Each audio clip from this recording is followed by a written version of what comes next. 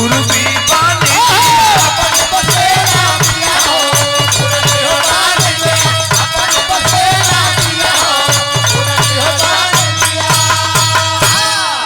लेकिन नौजवान सवाल कर दिया बुढ़िया से।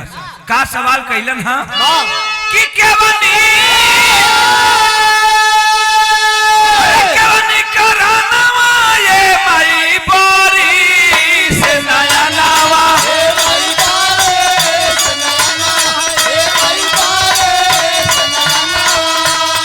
ए माई बोरी से नया नावा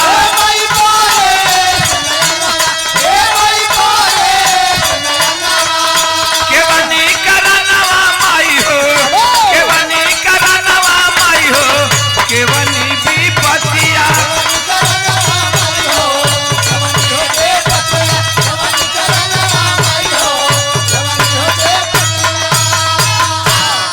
सवाल कर दिया नौजवान की है बुढ़िया माँ क्यों रो रही हो, बात क्या है।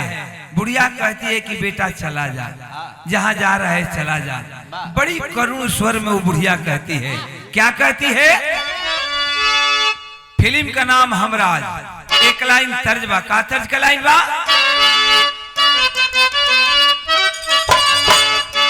रेडियो रिकॉर्ड से रहुआ सब सुनीला का कि तुम अगर साथ देने का वादा करो तो मैं यूं मस्त नगमू लुटाता रहूं। लेकिन बुढ़िया रोत में बतावत में नौजवान से कि दर्द की आग में मैं दर्द की आग में मैं खुद जल रही तब तेरा दिल जलाने से क्या फायदा।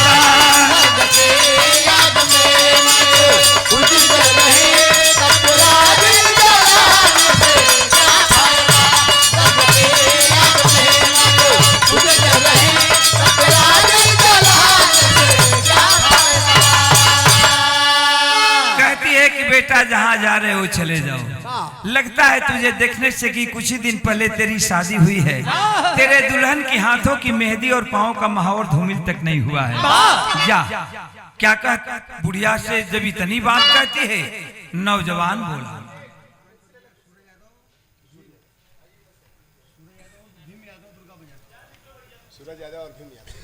500 रुपए का पुरस्कार सूरज यादव और भीम भैया दुर्गा बाजार से।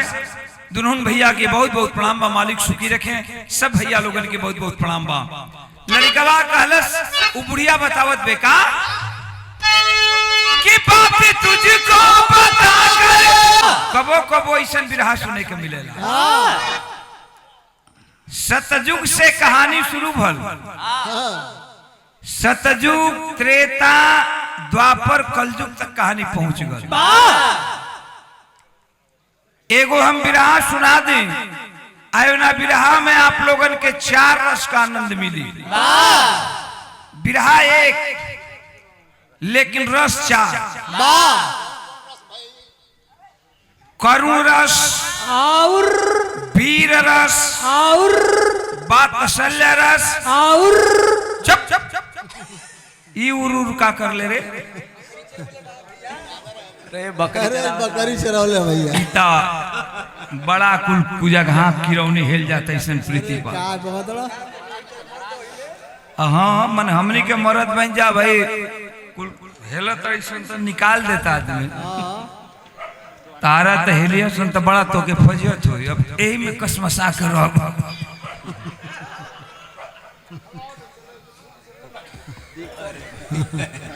फिर आ गया साढ़ के बनवा दे जा।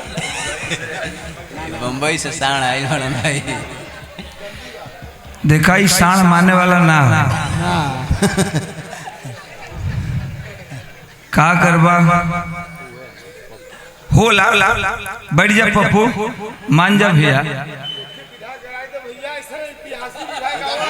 ऐतिहासिक बिरहा करावत है घबरा मत तब बैठबा तब के ही तरह तो भैया काहे न का तू बैठत हम हाथ जोड़त ही बैठा तब बैठ जा। सोफा लगल हो इतना हो अब तू जनात हो कि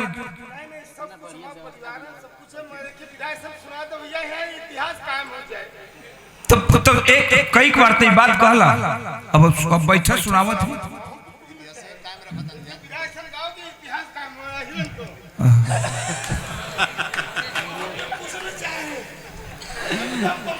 देखा भाई सांड साहिवाल है जर्सी ना माने ना देख ला मुन्नी भाई के भाई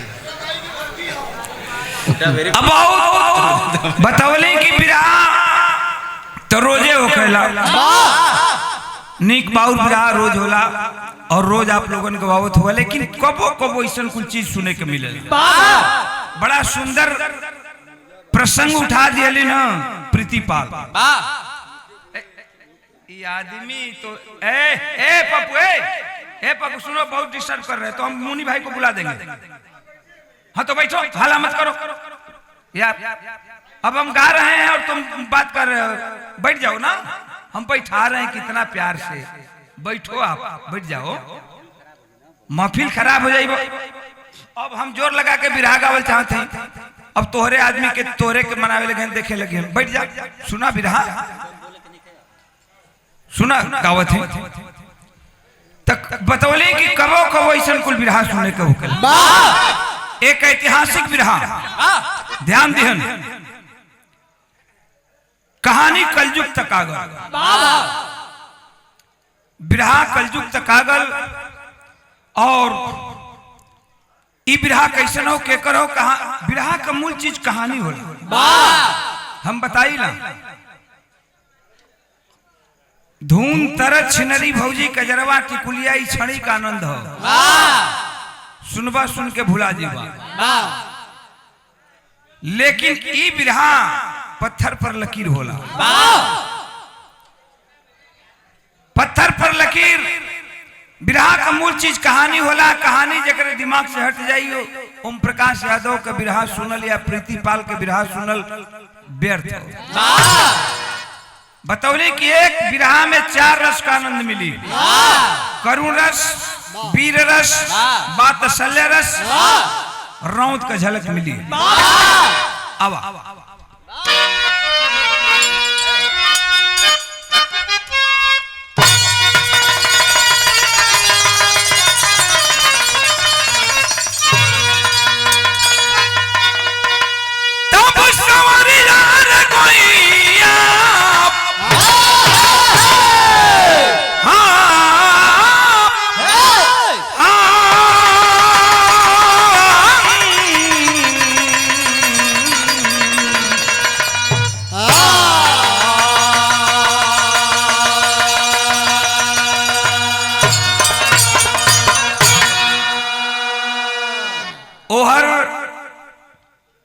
पार्वती जी राजा दक्ष के बेटी रहली, सती राजा दक्ष के बिटिया रहली और शंकर भगवान से शादी भल, ई दुनिया जाने ला। लेकिन ई कहानी कहां से उठत हो, ई बिरहा कहां से उठत हो, ध्यान दिहन। राजा सत्यकेतु की बात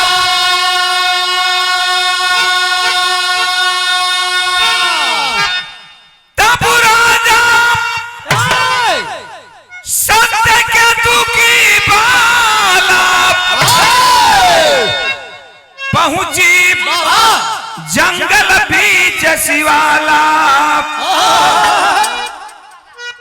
अहेर करता पहुंचा मंदिर गंधर्व कुमार।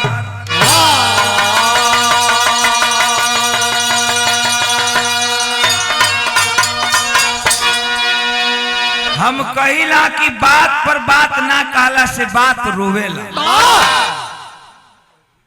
बात पर बात ना कहला से बात रोवेला। दिन में कीच काच होला तो रात रोवेला,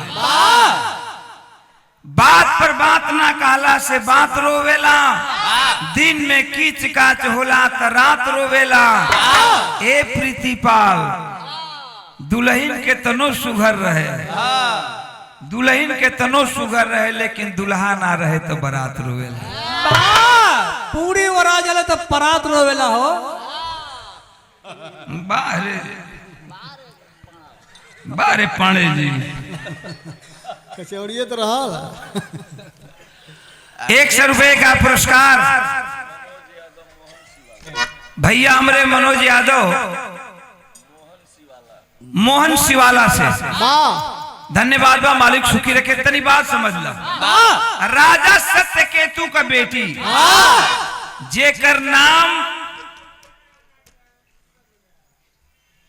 जेकर नाम मोहिनी बतावल गल। जवानी के दहलीज पर हो मोहिनी मोहिनी महल के सामने राजा सत्यकेतु के महल के सामने जंगल हो। वही जंगल में ऐसे खूबसूरत मंदिर जंगलवा के बीच में खूबसूरत मंदिर हो।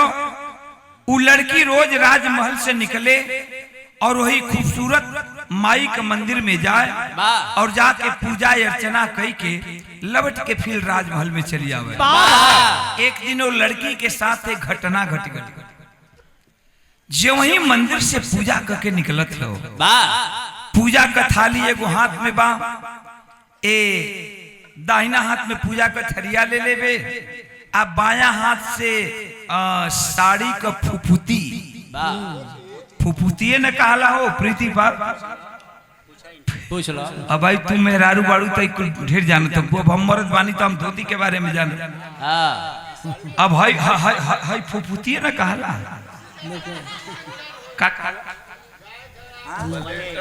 अब वैसे करा जाकर लगल समझ लो।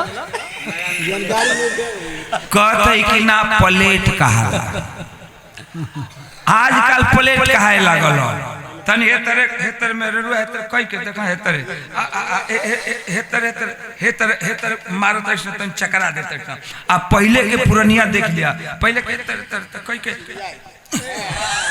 खस देत रहलिए ते के फुफुती कहात रहा। आज के प्लेट कहात हो तोहरे जनाते नहीं के ना ई कुर्ता पजामा पहनले तो का जाने प्लेट के फुफती के हाल। ई तो आजकल चल गई बैगो घाघरा। ई सरवा रोड पर चलत ऐसे घाघरा पहन के तो पूरा रोड बाहर चलत ऐसे पीछे आगे ले चलत ऐसे पीछे ले घाघरा से रोड बाहर। अरे अरे ता खैर देखा खैर जमाना है समझ। ता उ लड़किया दाहिना हाथ में पूजा का थरिया ले लेबे मोहिनी जवानी के दहलीज पर बे एक हाथ से साड़ी का फुफुती उठौले बे आ सीढ़ी मंदिर से उतरत बे। तब तक गंधर्व लोक से गंधर्व कुमार जिसका नाम बताया गया जिमुबाहन घोड़े पर सवार होकर के शिकार खेलता हुआ मंदिर के बगल से रास्ता गुजर रहा था। वही रास्ता पकड़ कर जा रहा है। अचानक नजर लड़की पर पड़ल। घोड़ा का लगाम ऑटोमेटिक खिंचाए लगा। घोड़ा खड़ा हो गल, देखलस अरे बाप रे बाप, इतना सुंदर कबो जिंदगी में वो लड़की ना देखले। इतना सुंदर वही घोड़ा बोले टुकुर टुकुर तिकवता कहलस की का मालिक जिंदगी में ऐसा लड़की ना देखले। तो वो जवानी के दहलीज पर रहे लड़की हो मोहिनी आए हर लड़की वही नौजवान जवानी के दहलीज पर बा। देखा एक बात हम बताई, किसी शायर ने लिखा है कि धुली हुई हर चादर है निशानी गुनाहों की, सौंदर्य तरफ देखना आदत है निगाहों की। कौनो अच्छा चीज देख ले बा, कौनो अच्छा चीज तो न चाहते हुए भी बार बार नजर उहर चल जाए। अब जैसे हमार नजर बा, हम चाहत नहीं हर तिकवल लेकिन बार बार ऑटोमेटिक चल जाता है हर सर। हम चाहत नहीं कि हर तिकवल हम किसी आई बनी, हम चाहत नहीं कि तिकवल लेकिन पता ना नजर के का दोष बा।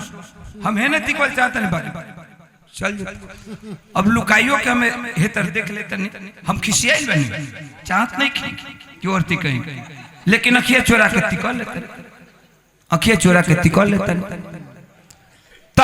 ई सौंदर्य तरफ झुकना आदत है निगाहों की। कोनो खूबसूरत चीज देख लिया पर बार बार नजर होड़ देखे का मन करेगा। लड़कवा घोड़ा रोकलस, घोड़ा से उतरल आ उतर के घोड़ा के लगाम के एगो पेड़ के टहनी में बंधलस। कवि जी भाव दिहलन का,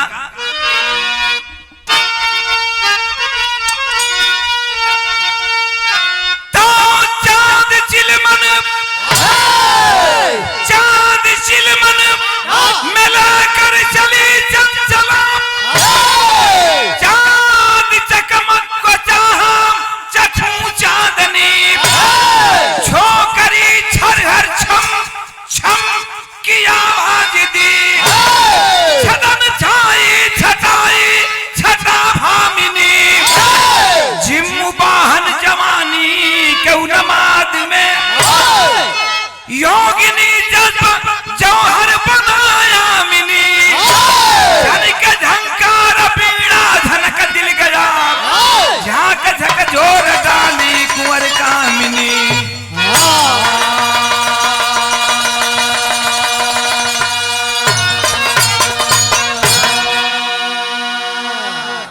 एक टक लइका खड़ा हो गल, घोड़ा के लगाम बनलस पेड़ के टहनी में, आ खड़ा होके एक टक लड़की के तिकवत बा। का भगवान खूबसूरत चेहरा दिले होंगे। हे हरो आदमी हम खाली ओहरे देखबा। अब तोहरा के समझाई, अब हम हे तर बिरहा गए, विशेष ध्यान ओहरे है, विशेष हे हरिया मुजी को लोग झूर बैठल भाई, पप्पू हमारे अगवे बैठल हो, तो ओहरना तिकई मंदिर हरे बा।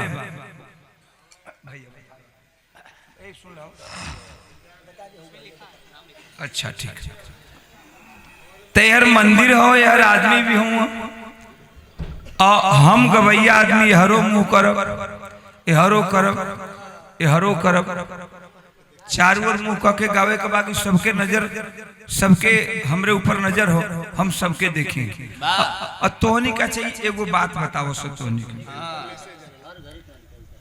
तोहनी के कोनो आज नया निकस नहीं कर, जब इनका से बिरहा हुई तो देख के जरे लगो।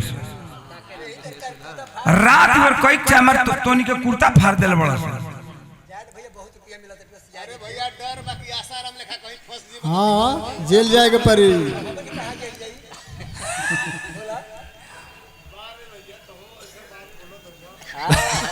अब मने अब बतावा हो,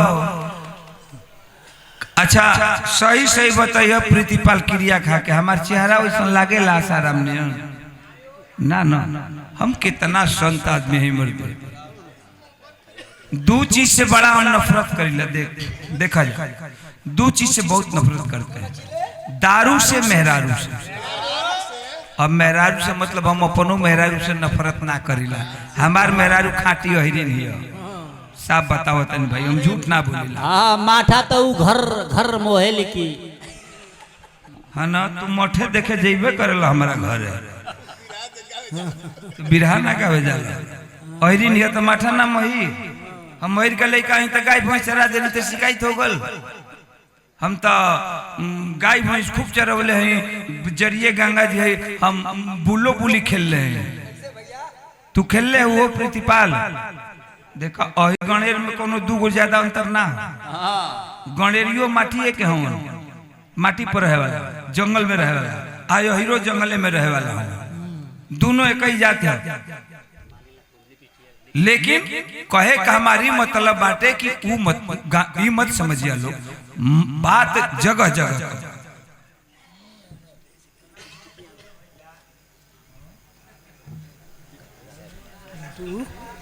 एक 300 रुपए का पुरस्कार पिंटू भैया, नमो पिंटू है ना बोलना, विनय तिवारी, पिंटू यादव, चुन्नू यादव, चुन्नू यादव तनिन का कम सुनिबो करला, चुन्नू यादव 300 रुपया का पुरस्कार। भैया के बहुत बहुत प्रणाम बा, मालिक सुखी रखें। और ये पुरस्कार विनोद पासी ग्राम नौहा मिर्जापुर से भाई की ओर से 200 रुपये का पुरस्कार। और ये 200 रुपये का पुरस्कार डॉक्टर अखिलेश यादव ग्राम नेवड़िया घाट मिर्जापुर।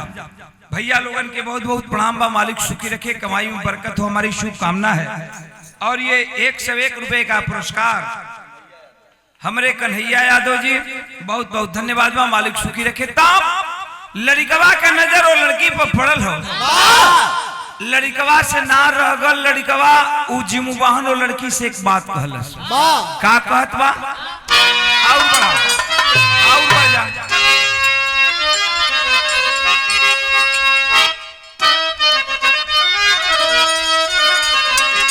कभी कभी रेडियो रिकॉर्ड से रफी साहब के आवाज में उन्हें गजल के सुनत हुआ। का कि अरे ये माना मेरी जान, ये माना मेरी जान, मोहब्बत सजा है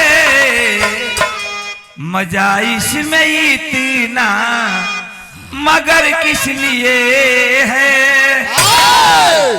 लेकिन लड़िकवा लड़किया से कहता, मोहिनी से जिमवाहन बोल पड़ा क्या कि अब लगाती रऊर में, उर मतलब हृदय, हृदय बड़ा नाजुक होखेला।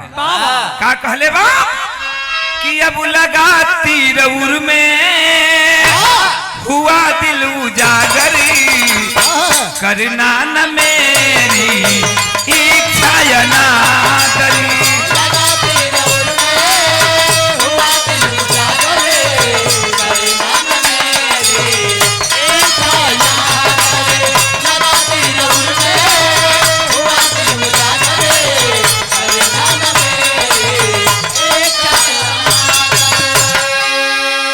इतनी बात लड़का कहलस तो लड़की का पांव वही सीढ़ी पर रुक गई। सोचे लगल कि कौन अजनबी है मुझसे कुछ आवाज दे रहा है। पांव रुक गल बा, नजर उठौलस, देखलस कि सामने एक अजनबी खड़ा है, मुझसे कुछ कह रहा है। तब तक वो लड़का बोल पड़ा क्या कि अरे हृदय जल रहा है, अब यही जल रहा है,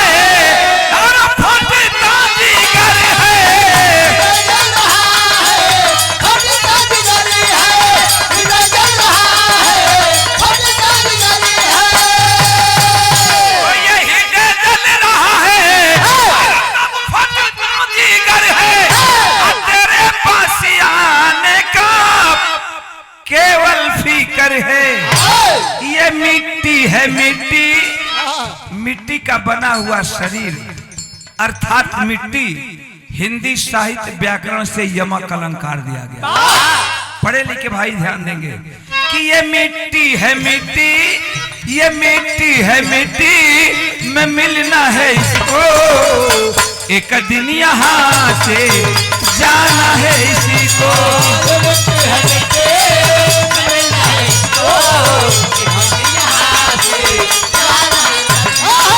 बहुत अच्छे बेटा।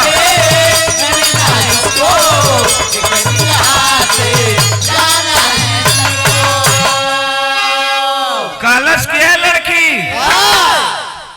मैं तेरा नाम नहीं जानता, तू भी अजनबी है, मैं भी तेरे लिए अजनबी हूं, लेकिन मैं इतना कहना जरूर चाहता हूं कि मैं तुमसे प्यार करने लगा।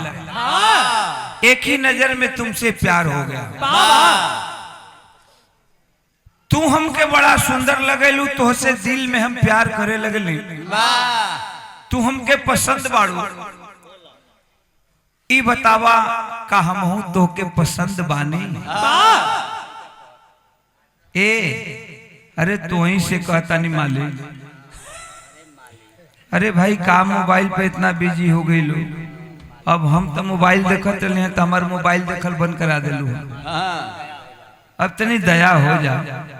हम ना कहते हैं, लइकवा कहते जिमुबाहन लड़किया से कहल कि तू हमें पसंद हो। का हमहू तो के पसंद बानी। लड़की कलश की कैसा जनवी है भाई, न जान न पहचान, मियां बीबी सलाम। हालांकि एक नजर लड़की कभी जब पड़ल वो लड़का पर तो अवाक हो गल। इतना खूबसूरत राजा का लड़का था ही, जवानी की जोश थी। जवानी देखा, ही जवानी ऐसा चीज है कि आवे ले तो कहे के ना पड़ेला, आई तो भैंसियन गयन चोकरत आवे, जैसे पप्पू के देख ला। अब जवानी हो चलत हो, ई जवानी का मद कहल जाला, यही का जवानी कहल जाला। हाँ बोला भैया, बोला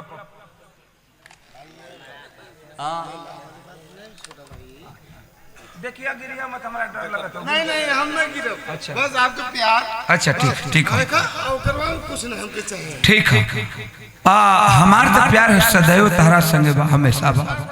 हाँ बम्बई रहेला तू, बम्बई हमू घर पर जाइला तो भेंट। अरे भैया गिरबा तो सवेरे हमार फजियत हुई। बैठ जा बैठ जा बैठ जा। हाँ हाँ लोरिक सुना ना, लोरिक से तन को कम लगी तक कहिया, तनी शांति बना ला, बैठ जा तब बैठ जा। धन्यवाद मालिक सुखी रखे।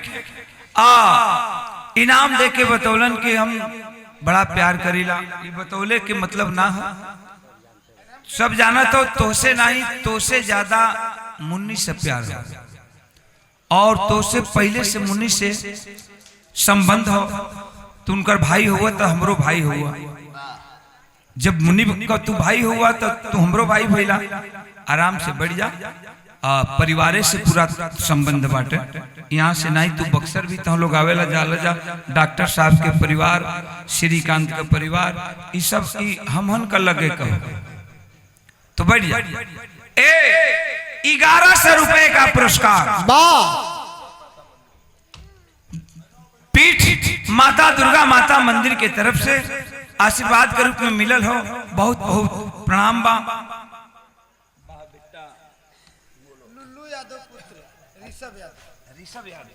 लुल्लू यादव पुत्र ऋषभ यादव, मुन्ना के धन्यवाद बा। माई बाबू का नाम रोशन करा लोग पढ़ लिख के, चाहे जवना भी लाइन में रहा। बहुत बहुत हमारा तरफ से शुभ आशीर्वाद बा। तनी बात हमार समझ ला, कहलन कि हम तो से प्यार करे लगली, तू हमसे प्यार करबू। ई माटी का शरीर माटी में मिल जाए, ई माटी का शरीर माटी में मिल जाए ता हेतना लोग हवन सब जानता कि हमके मर जाए कबा, हमहू जानतन कि हमके मरे कबा, तहनो लोग जानत हुआ लोग कि मरे कबा, प्रीति पाल भी जानत है कि मरे कबा।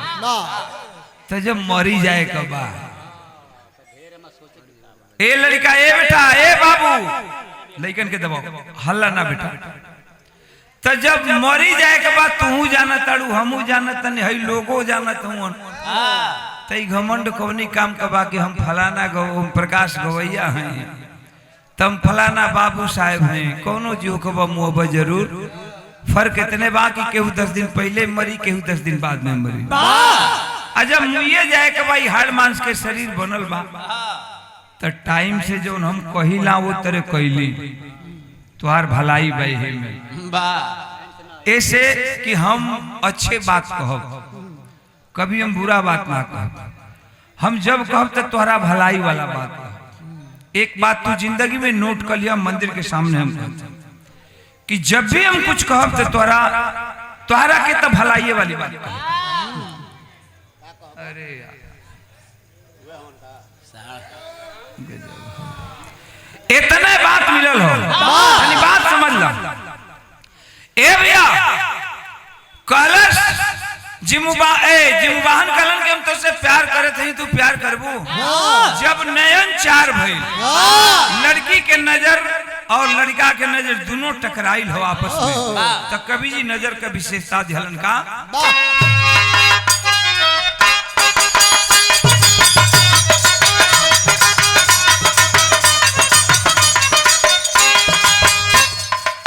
नजर बकुला की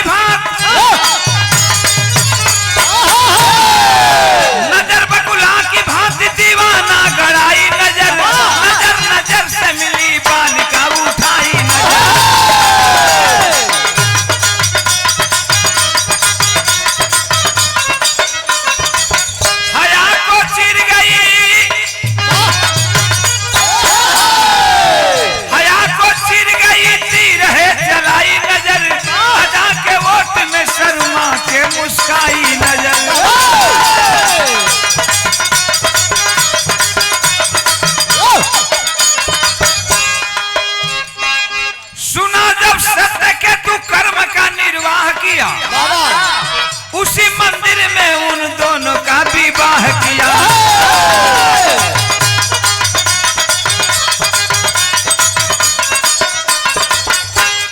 अच्छा तो कौन लड़की होई जवन इतना बात कहला पर ओकर पत्थरों के करेजा होई तो पिघल जाई। अंजाम ही निकलल के दुल्हन में प्यार हो गया। मोहिनी में और जिमुबान में बोलना भी लड़का उनको, अरे जहां मजा लेवे के बा मजा ले बाबू, जहां हंसे के बा बोले के बा हंस बोल लो, लेकिन जहां सुने के बात बा ये बिरहा। और मिर्जापुर तो यही तरह बिरहा में जानल जाला। तो तनी बात हमार गौर करिए, लड़की और वो लड़का में जिमुबाहन मोहिनी में प्यार होके लगे। अभी रोजाना का काम लग गल, वही मंदिर में वो लड़की आवे पूजा करे, राजमहल से निकल के आई गंधर्व लोक से आवे, वही मंदिर में मुलाकात दुल्हन को हो। कल जला की खैर खून खांसी खुशी बैर प्रीत मदपान, रहीमन दाबे ना दबे जाने सकल जहां। ई कुल ऐसन चीज है कि कतनो छुपेबो छुप नहीं सके। ए बतिया का राजा सत्यकेतु मोहिनी के बाप के पता चल गया कि हमार बिटिया को नौजवान से प्यार करते। सुना जब सत्यकेतु कर्म का निर्वाह किया, उसी मंदिर में उन दोनों का विवाह किया। राजा सत्यकेतु बिटिया के बोलोलन कहलन कि अरे बेटी तू केहू से प्यार करेलू? अच्छा तो जवान लड़की से बाप अगर पूछे कि तू केहू से प्यार करेलू तो का लड़की बताई हो? लड़की का नजर झुक गल। राजा सत्यकेतु समझ गया, कहा कि बेटी प्यार करना कोई पाप नहीं है। प्रीतिपाल मैं भी कहता हूँ कि प्यार करना कोई पाप नहीं है। मैं भी आपसे प्यार करता हूँ, आप भी हमसे प्यार करती हैं। प्यार करना कोई पाप नहीं है। एक इंग्लिश का वर्ड लिखा गया है कि love is God and God is love.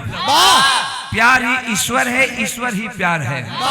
प्यार कहीं कोनो पाप ना हो, लेकिन प्यार को वासना में दूषित कर देना महापाप हो जाता है।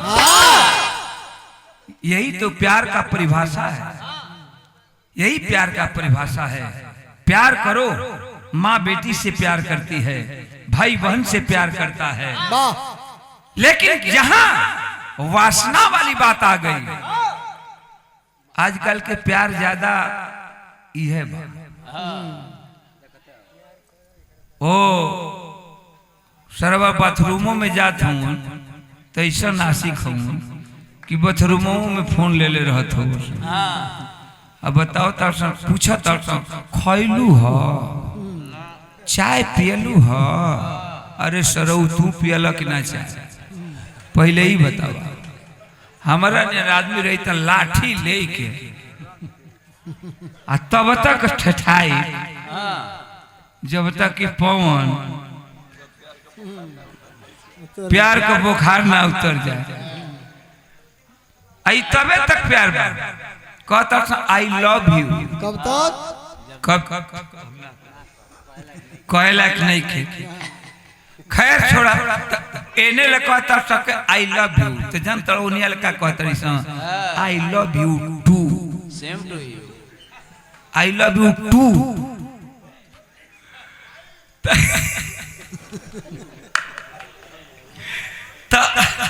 तरी बात समझ ला।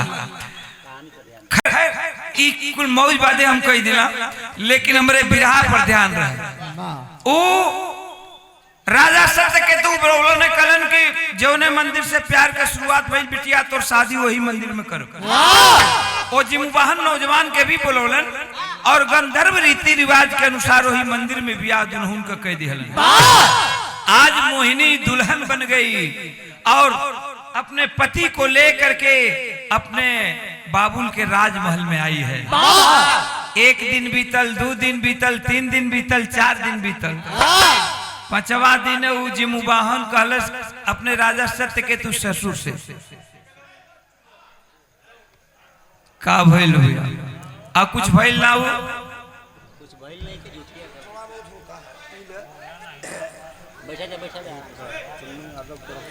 लिखवा लिखवा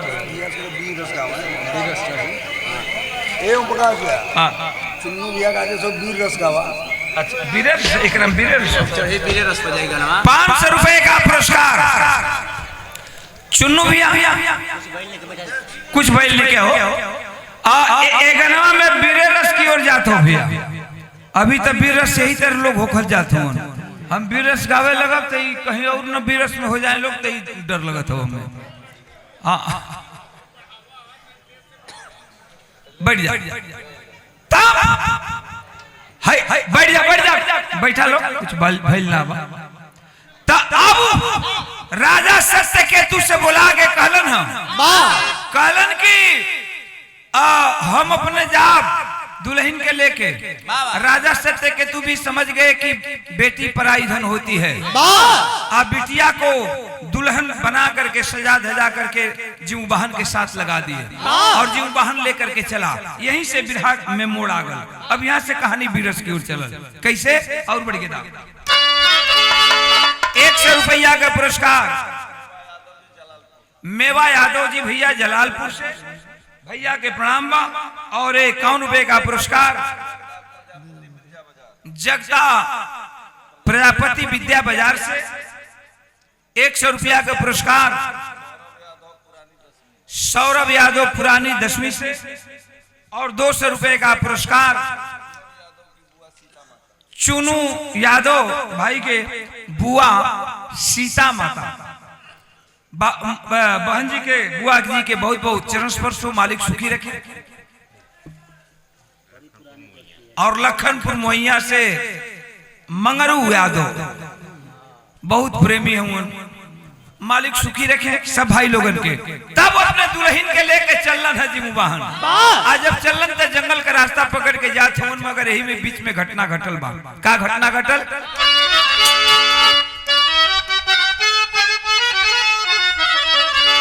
कि रहिया चलता जाओ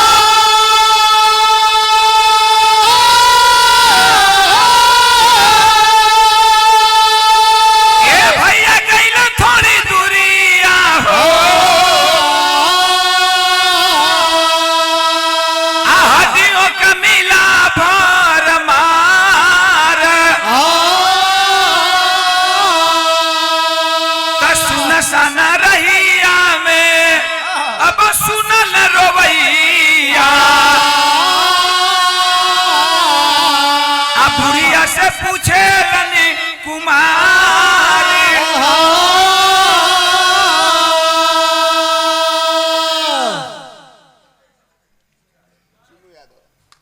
ए चुन्नू यादव भैया 500 रुपया का पुरस्कार चुन्नू भैया की ओर से मालिक सुखी रखे कमाई में बरकत हो हमारी शुभ कामना है सब भैया लोगन के नमस्कार प्रणाम बा इतने बात मिलल बा लेके चलन जंगल के बीचों बीच जाता है नौजवान अपनी दुल्हन को लेकर किसी औरत के रोने की आवाज आई जवानी की जोश थी मिलाने लगा कि किधर से आवाज आ रही है और जिधर से आवाज आ रही थी दौड़ पड़ा उसो जंगल के ठीक कुछ दूर जाता है जंगल में देखता है कि एक बुढ़िया औरत बैठकर रो रही है चारों तरफ से हड्डी गजा हुआ है हड्डियों की भरमार लगी हुई है और उसी हड्डियों में बैठकर बुढ़िया रो रही है नौजवान बर्दाश्त नहीं किया सवाल कर बैठा का सवाल कैलन है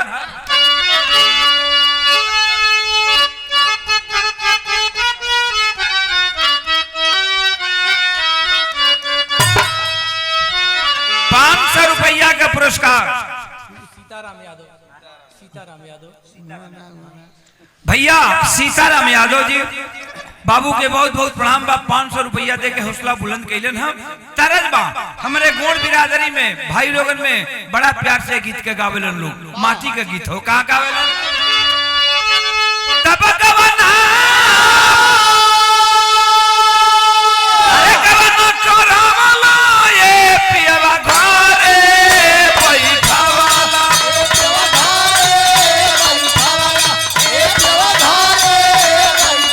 ये पियवा घरे बैठावाला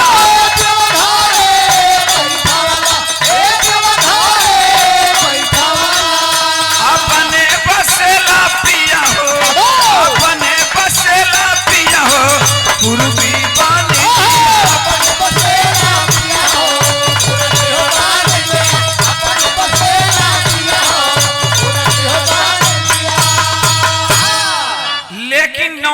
सवाल कर दिया बुढ़िया से। का सवाल कैलन हा कि केवनी करानवा ये माई बोरी से नया नावा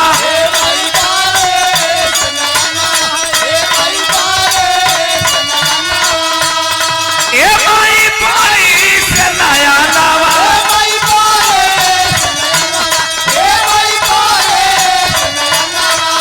केवनी करानवा माई हो केवनी करानवा माई हो केवनी भी पतिया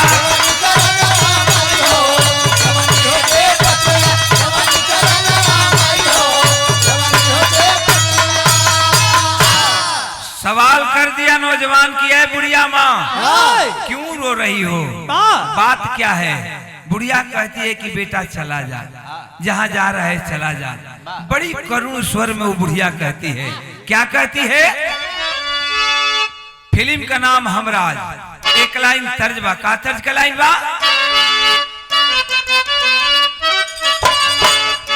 रेडियो रिकॉर्ड से रहुआ सब सुनीला का कि तुम अगर साथ देने का वादा करो तो मैं यूं मस्त नगमू लुटाता रहूं। लेकिन बुढ़िया रोत में बतावत में नौजवान से कि दर्द की आग में मैं दर्द की आग में मैं खुद जल रही तब तेरा दिल जलाने से क्या फायदा।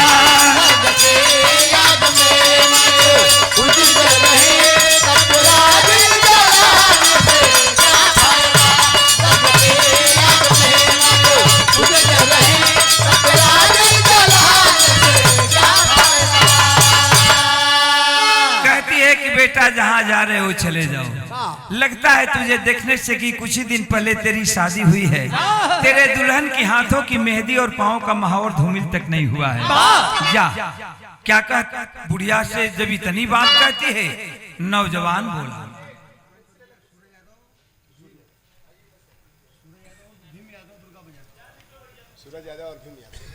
500 रुपए का पुरस्कार सूरज यादव और भीम भैया दुर्गा बाजार से।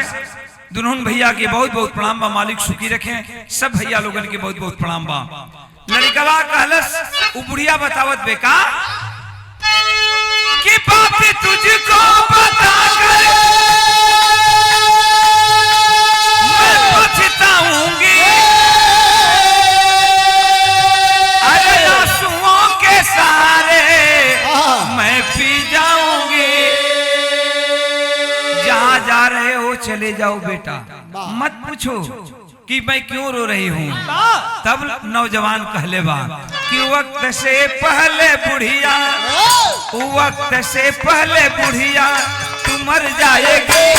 बात दिल में छुपाने से क्या फायदा। तब बुढ़िया गुस्से में आ जाती है। कहा कि तुम तो बुढ़ी हो चुकी हो और मैंने माँ शब्द कह करके संबोधित किया। तू मेरी धर्म की माँ हुई मैं तेरा धर्म का बेटा हुआ। तो बता क्यों बात छुपाती है क्यों बात छुपाती है बताना होगा। बुढ़िया गुस्से में लाल है। डांट करके कहती है कि जानना चाहता है तो सुन। ये जितनी हड्डियां देख रहा है जंगल के अंदर मेरे अगल बगल भैया तने पीछे धीरे से हो। जितनी जंगल के आसपास जंगल में मेरे आसपास हड्डियां देख रहे हैं सभी हड्डियां मेरे बेटों की है। गरुड़ रोज आता है मेरे एक बेटा को मारता है और मार करके खा जाता है। अरे भैया तनी पिछवा धीरे धीरे बतियावा लो।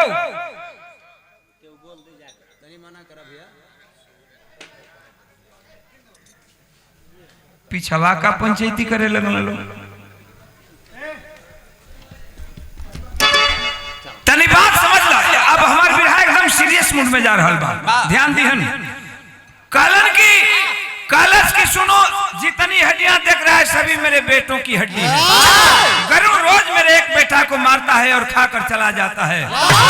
ए बेटा सुन, अब सबसे मेरा एक छोटा सा बेटा जो प्यारा बेटा है वही बच गया है, उसका नाम है शंखचूड़। का बुढ़िया बतावत बे कि कल सुबह होते सुन ले, कल सुबह होते सुन ले, हाय गरुड़ आएगा, शंखचूड़ मेरे बेटा को खा जाएगा। मेरे कल छोटा बेटा सबसे प्यारा बेटा था और कल उसी की बारी है। कल गरुड़ आएगा, मेरे छोटा बेटा को भी मार देगा, मार करके खा कर चला जाएगा। मैं फिर अपने बेटे की हड्डी को लेकर रोती रह जाऊंगा। और अब तमतमा गई बुढ़िया, कहती है कि यही जानना चाहता था ना, तो सुन, मैं कोई बुढ़िया नहीं हूँ। क्या हूँ कि नाग माता हूँ मैं, अरे नाग माता हूँ मैं, डर के भग जाओगे प्रेम झूठा दिखाने से क्या फायदा, डर के भग जाओगे झूठा दिखाने से,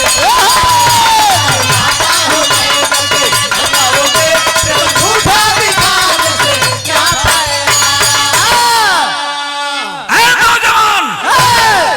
बुढ़िया को तो बुढ़िया कहता है, मैं कोई बुढ़िया नहीं हूँ, सर्पों की नागिन हूँ। लोग दुनिया के ये लोग मुझे नाग माता कहते हैं। और जब तुम ये जानोगे कि मैं सर्पों में नागिन हूँ तो डर करके भग जाओगे। चले जाओ, झूठ-मूठ का दिखलावा का प्रेम मत दिखलाओ। अरे बाप रे बाप, जब इतनी बात बुढ़िया कहलस, लड़का माने वाला कहाँ हो? जवानी का जोश बा, कहलस हंस के कि अरे बुढ़िया माँ, तू कहती है कि मैं डर करके भग जाऊंगा। मैं डर करके भगने वाला नौजवान नहीं हूँ। यहाँ से बिरहा हमार वीर रस की ओर चलल। और बढ़ के दा, और बढ़ के दा, कहलस की जवानी कमनो काम न आई, ए माई जवानी कमनो काम न आई, सोना धागा उठी तब चढ़ी तब की तरफ पानी।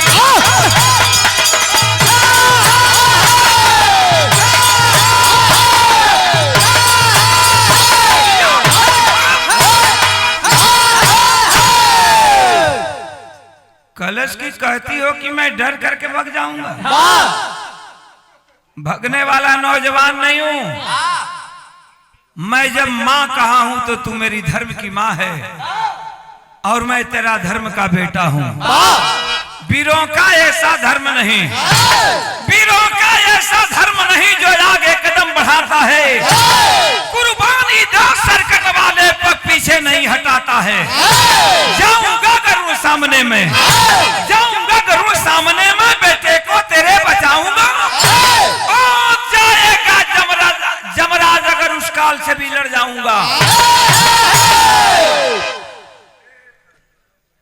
बीरस पप्पू जना तो न कि बीरस हो। अब इतने मतलब है कलश की सुन मां, कल गरुड़ आएगा तेरे शंखचूड़ को बेटा को मार कर खाएगा। लेकिन मैं वादा करता हूं कि गरुड़ के सामने तेरा बेटा शंखचूड़ नहीं जाएगा। तेरे बेटा के बदला मैं जाऊंगा और मुझे मारना होगा तो गरुड़ मारेगा। मैं अपनी जान दे करके तेरे बेटे की जान बचाऊंगा। ए धरती पर ऐसा लोग रहलन। अरे यार अपना खातिर तो सबे मरेला, अपना खातिर तो सबे मरेला, तनी दूसरा खातिर मरी के देखा। दुनिया नावली, अपने लिए तो सब मरता है, लेकिन जरा दूसरों के लिए मर कर देखो ना कितना आनंद आता है। हाई दूसरी रोज के घटना सुना। गरुड़ अइलन है और बुढ़िया के बेटा शंखचूड़ को मारने के लिए चला है, लेकिन शंखचूड़ के बदले यही जिमुवाहन नौजवान जाकर खड़ा हो। अपनी दुल्हन से बोल दिया था कि चली जाओ अपने बाबुल के राजमहल में। अब जब मैं बुढ़िया का जब तक वादा पूरा नहीं करूंगा मैं तुझे दुल्हन बना करके नहीं ले जा सकता।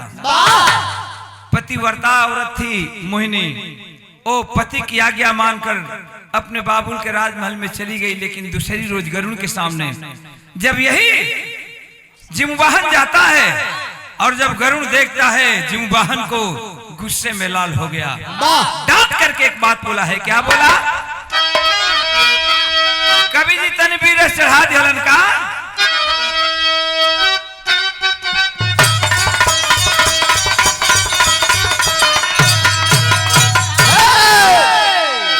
ये कहले बा कि अरे काहे मन बढ़ावला बबुआ,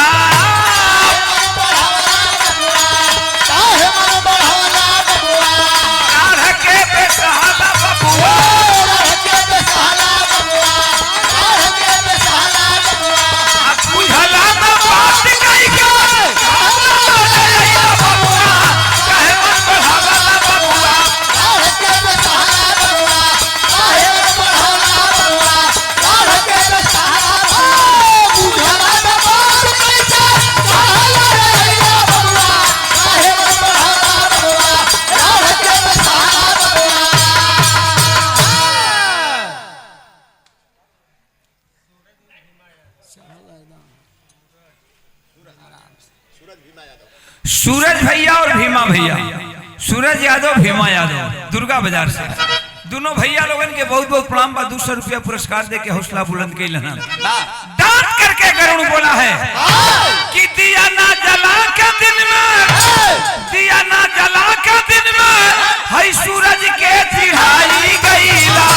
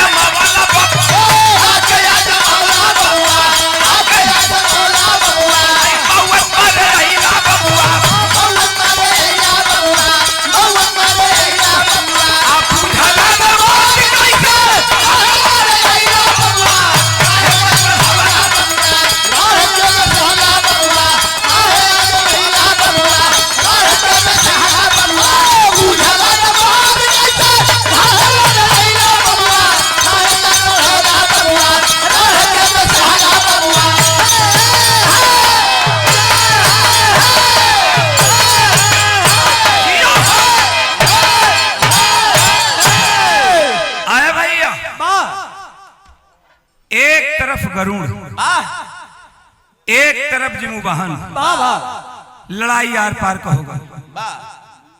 आज जब लड़ाई आर पार का होगा उस समय कवि जी भाव दिया हमने बिरहा का मेन पॉइंट का चीज और बढ़ गया।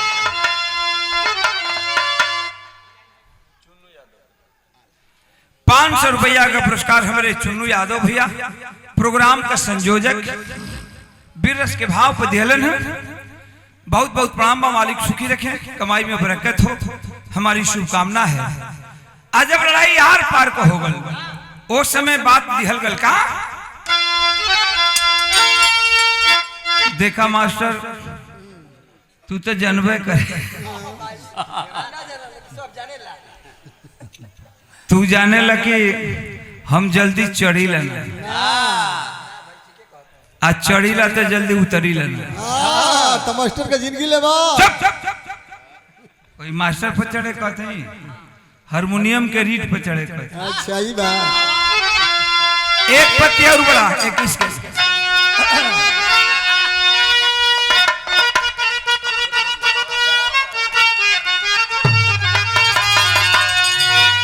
बिरहा हमार मेन पॉइंट हो बिरहा का। इतने में पूरा बिरहा का निचोड़ हो का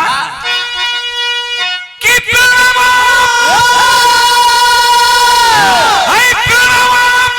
न करला आहार फलवा के दादा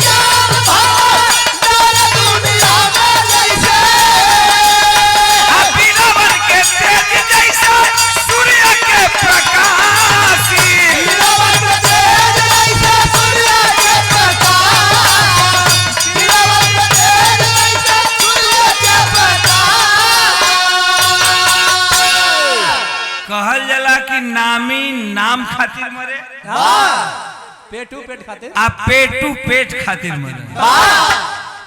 जवन सनगर मरद रहे, एक बात बता दे, जवन सनगर मरद रही तवगर मरद, ओ आन बान शान जब आई तो जान भी दे सकत हो। भैया ओइसन मरद, एक तरफ गरुड़, एक तरफ जमुवाहन, लड़ाई यार पार का बा। लेकिन लड़ाई यार पार के भयल त गरुड़ कैलन का बाबू कि पंजा से मारी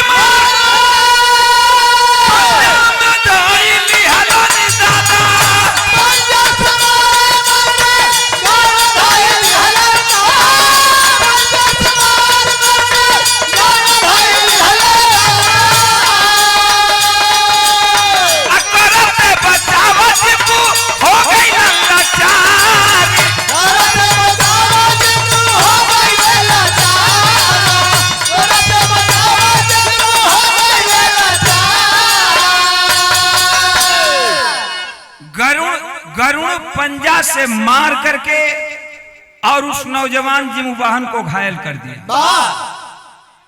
जिमुवाहन बेहोशी हालत में पड़ गया। और जब बेहोशी हालत में पड़लन है तो ओ गरुड़ अपने चोंच में लेके उठा लिहलन, चोंच में, और चोंच में लेके आकाश मार्ग में उड़े लगलन। राजा का लड़का जिमुवाहन रहबे कैलन, राजा का लड़का रहबे कैलन, दहिना बहिया में सोना का बाजूबंद पहन रखल। वो बाजूबंद टूट के उनकर ससुर राजा सत्यकेतु के आंगन में गिर गई। उनकर दुल्हन जिमुवाहन का दुल्हन मोहिनी बाजूबंद के पा गई। आज जब पाई गई तो पहचान गई कि तो हमरे पति देव का हो। सोचलस कि अरे एकर मतलब हमार पति गईलन बुढ़िया के बेटवा के बचावे, लेकिन जनात बाकी रणभूमि में मारल गईलन।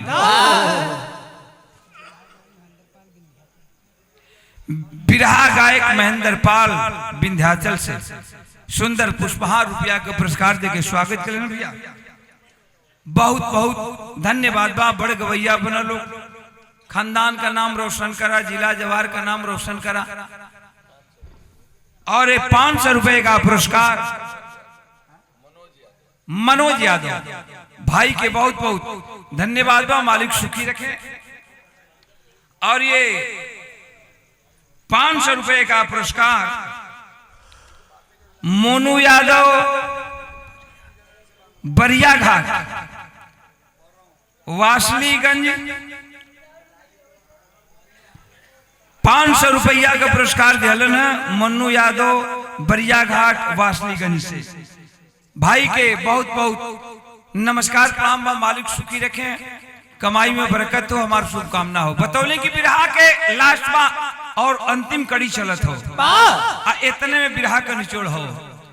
दुल्हन पा गई, आ दुल्हन जब पौले बे तो बाजूबंद के लेके रोए लगल। और रोवत रोवत चली आई गरुड़ के सामने। आ का कैले बे कि आई के गरुड़ से करेली हाथ जोड़िया।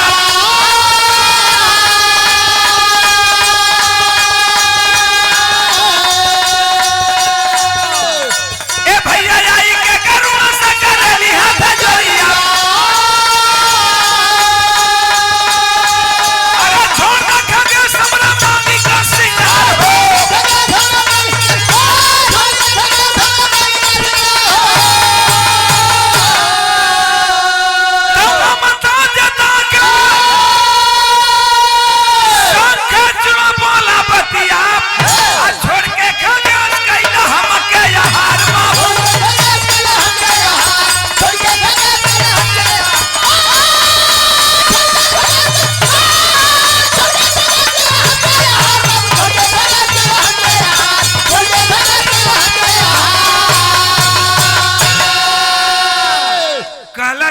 कि हमरे पति का मार दिया महाराज। अभी कुछ ही दिन पहले हम दोनों की शादी हुई थी। मेरा पति मेरे साथ सुहाग रात भी नहीं मनाया है। और मेरी हाथों की मेहंदी और पांव का महावल धूमिल तक नहीं हुआ। मेरे पति को मार दिए। अच्छा तनियमा का कहानी हमें छोड़ दो। अब वो बुढ़िया के बेटा शंख चुन के देखा, कली ना कि पानी वाला पानीदार जो होला वो पानी के लिए मरे, नामी नाम के लिए मरे। शंखचूड़ सोचलस कि अरे हमरे चलते आज एक ठे जवान का जिंदगी खतरा में हो और साथे साथे होकर दुल्ही भी विधवा होकर चाहत हो, तो आज नहीं तो कल तो मुझे मरना है। आज बच जाऊंगा, गरुड़ कल आएगा मुझे मारकर खा जाएगा।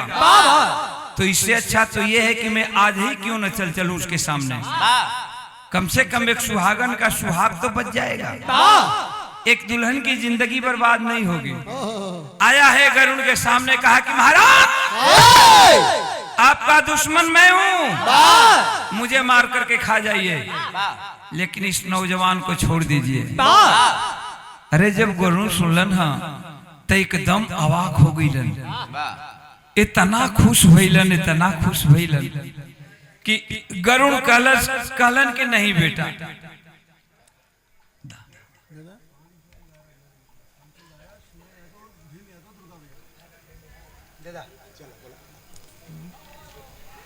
₹511 का पुरस्कार सूरज यादव और भीम यादव दुर्गा बाजार से।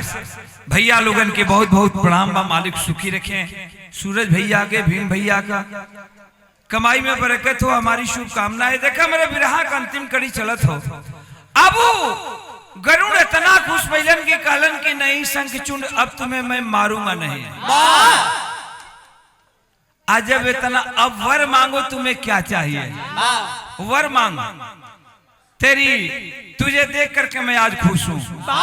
क्या चाहिए तुझे? जब वर के नाम सुनलन है तो जो जवान जिमुवाहन था होश में आ गया, मूर्छा टूट गई और होश में आया तो गरुड़ के सामने हाथ जोड़कर बोला कि महाराज वर देना चाहते हैं आप, तो यही वर दीजिए कि आज से सर्पों का आहार नहीं करेंगे। यो मस्त गरुड़ कह दिया। इतना भाई हमारे बिरहा सुने बैठे लोगों, कोई कपोल कहानी नहीं है, कोई काल्पनिक कहानी नहीं है। जो भाई रामायण पुराण पढ़ते होंगे, गरुड़ पुराण उठा करके पढ़िएगा। गरुड़ पुराण के 125वां पृष्ठ से ये कहानी शुरू होती है और गरुड़ पुराण के अनुसार तब से प्रमाण मिलता है कि गरुड़ लोग सर्पों का आहार करना बंद कर दिए। गरुड़ लोग सर्पों का आहार नहीं करते हैं। गरुड़ चला गया, बुढ़िया का बेटा शंखचूड़ बच गया, लेकिन जो नौजवान जिमुवाहन था गरुड़ के पंजा के मार से इतना घायल हो चुका था बाबू कि बर्दाश्त नहीं किया। उसी जंगल में घूट घूट करके अपनी दम को तोड़ दिया। मतलब इस दुनिया को छोड़कर चल बसा, मर गया। और जब जिमुवाहन मर गया तो उसकी जो पत्नी थी मोहिनी, जो सुहाग रात भी नहीं बिताई थी अपने पति के साथ, मोहिनी अपने पति की लाश को लेकर के उस जंगल में खूब रोती है। गरुड़ पुराण में तो इतना तक प्रमाण मिला कि मोहिनी के रोने से सारे जंगल के पेड़ के पत्ते झड़ गए। अपने पति की लाश कर जंगल में लाश को लेकर रोती है, रोती हुई लकड़ी चुनती है और लकड़ी चुन चुन करके चिता सजाती है। चिता पर पति की लाश रखती है, चिता में आग लगाती है और जब पति की लाश चिता पर धूं धूं कर करके जलने लगी तो बारे मोहिनी पत्नी हो तो ऐसा नहीं बर्दाश्त कर पाई, अपने पति के लाश पर जा करके स्वयं उस चिता पर सो गई। मोहिनी भी मर गई, पत्नी पति के साथ सती हो गई। वही सती की बात आई थी जिस सती को लेकर के शंकर भगवान ने भूरा भूमंडल पर घूमे और जहां जहां अंग कट कट करके गिरा वहां एक स्थान बना। कलकत्ता में काली, मध्य प्रदेश में शारदा भवानी, मिर्जापुर में विंध्याचल में अष्टभुजी, तो तमाम तरह के प्रमाण मिलते हैं। बाबू वही सती अपने पति के नाम पर सती हो गई, पति संग जल करके राख हो गई। लेकिन आज मोहिनी और जिमुबाहन इस दुनिया में नहीं है, मर गए। फिर भी कलयुग में आज दोनों जिंदा हैं। कहानी आ गई कलयुग तक। कलयुग में दोनों जिंदा हैं। कहाँ हैं, कैसे हैं, किस रूप में है, हम बता रहे हैं आप लोगों से गाना के अंतिम लाइन में। अब गाना यार खत्म होके वाला बा। तनी कमेटी के भैया लोग चाय पिया दो, इनकर बारी आई गावे का, चाय पिया दो लोग थोड़ा। अभी वो अपन चाय पी के तनी तैयार होकर, तब 500 रुपए का पुरस्कार बब्बू यादव। वही बब्बू ना हो, स्वर्गीय बब्बू ना, स्वर्गीय बब्बू यादव के सुपुत्र। जब बात आती है बब्बू की तो याद आता है कभी कभी। वो नहीं, अच्छा अच्छा, हम जान कि वो बहू यादव की बात होता है। अच्छा बहू, बब्बू यादव उन्हीं के सुपुत्र नयन यादव, बब्बू यादव के सुपुत्र नयन यादव, मुन्ना नयन यादव के धन्यवाद बा। बब्बू भैया के बहुत बहुत प्रणाम बा। 500 रुपया दे के हौसला बुलंद कैलन है भैया भैया भैया भैया भैया। सब भाई लोगों के नमस्कार प्रणाम। बतनी देख ला, हम बतावली कि आज दोनों नहीं है, जिमुबाहन भी नहीं है, मोहिनी भी नहीं है, लेकिन दोनों जिंदा हैं। कहाँ है, किस रूप में है, कैसे हैं, कवि जी भाव दिए हैं क्या। अरे हे हर तनी चाय लेके पिया दे भैया। आओ का कवि जी भाव झलन है कि अपना आंगन का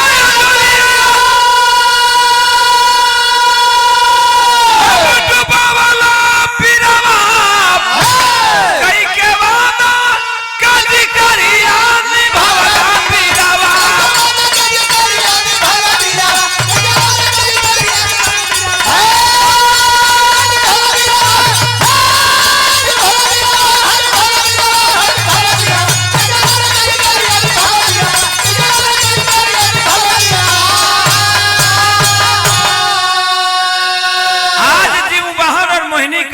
कलयुग में कि जम्मू नगर बसाए राजा सती हो गई रानी, गली के मोहनी झील बन गई आज भी है। जिमुबाहन के नाम पर आज कलयुग में वही जम्मू कश्मीर बना, और वही मोहिनी उसकी पत्नी जो सती हो गई, उसी जम्मू कश्मीर में मोहिनी झील के नाम से प्रसिद्ध हुई। इतना भाई हमारे बिहार सुनत होंगे, अगर जो भाई अगर वैष्णो देवी गए होंगे दर्शन करने के लिए कभी, तो अपना एक बार दिमाग ले चले वैष्णो देवी तक।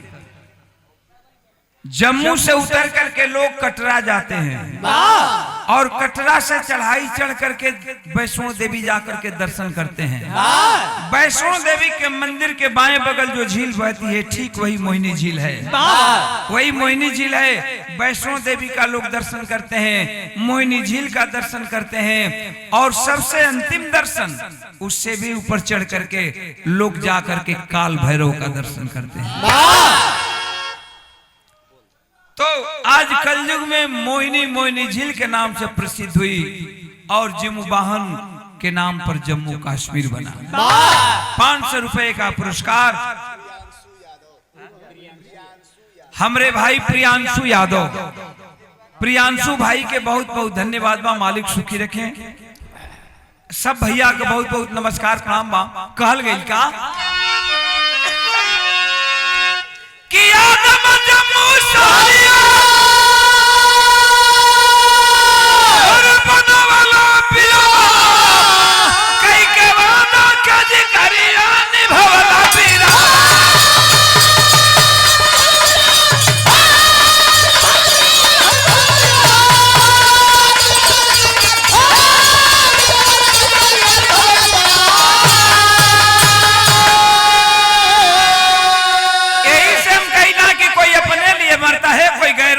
लिए मरता है और जो गैरों के लिए मरता है उसी का नाम इतिहास के पन्नों में स्वर्ण के अक्षरों में लिखा जाता है। आज जिमुबाहन मोइनी नहीं है लेकिन दुनिया में अमर हो गए, इतिहास के पन्नों में स्वर्ण के अक्षरों में इनका नाम लिखा गया। अच्छा, और दुर्गा बाजार से हमारे लालचंद भैया के सुपुत्र भीम यादव बाबू के, भीम के बहुत बहुत धन्यवाद बा। लालचंद भैया की बहुत बहुत नमस्कार प्रणाम बा। मालिक सुखी रखें। सब भैया लोगन के बहुत बहुत प्रणाम बा। गाना के हमारे अंतिम लाइन रहे, जय जयकार गुरु स्वामी जी के, ओम प्रकाश फुलवारी कथन करे कवि गंगा सागर यनुज की तैयारी। अरे जवानी कमनों का मैं ना आई, यादव ओम प्रकाश के दहीने भगवान, जवानी कमनों का मैं ना आई।